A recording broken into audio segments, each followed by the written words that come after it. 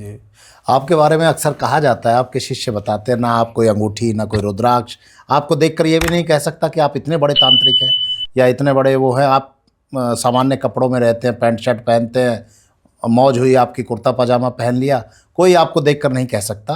तो मतलब देखते हैं, मार्केटिंग बहुत करते हैं, जो आपने कहा शब्द, उसके बावजूद आप इतने सहज रहते हैं, लोग आपको नहीं पहचान पाते कि ये इतने बड़े तांत्रिक हैं जो प्रकृति में कुछ भी घटित कर सकते हैं। तो आप इतने सहज रह कैसे पाते हैं? देखिए, मेरे ये दोनों हाथ में एक भी अंगूठी नहीं है, गले में कोई रुद्राक्ष नहीं है, कोई त्रिपुंड नहीं है जी।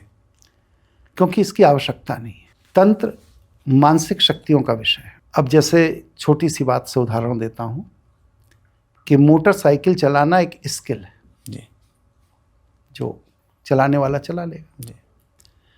लेकिन जो ड्रामेबाज है वो उंगलियों से कटे हुए दस्ताने पहनेगा, नी कैप पहनेगा, हेलमेट भी अजीबोगरीब पहनेगा, फिर कमर में पेटी बांधेगा, फिर पीछे भी कुछ लटकाएगा, आगे भी कुछ बांधेगा। तो ये सब क्या है? ये सब नौटंकी है।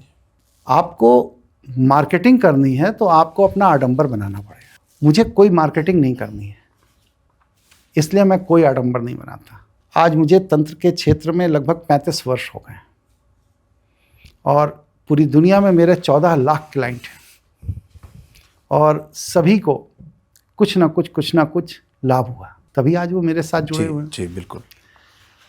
और कभी मैंने किसी का शोषण नहीं किया। तो आपके कार्य से आपकी पहचान होती है, आपके आडंबर से जो आपकी पहचान है वो थोड़े समय के लिए अस्थायी होती है, लेकिन फिर बात को आपके हाथ से सब निकल जाता है और बचता कुछ नहीं। इसलिए मेरा ये मत है कि कभी भी किसी भी अच्छे तांत्रिक को अगर आप तलाश रहे हैं तो उसके आडंबर पर मत जाइए, क्योंकि जो आडंबर करके बैठा है वो धोखेबाज है, फ्रॉडिया है। बहुत सुंदर आपने ये उदाहरण दिया है बाइक से।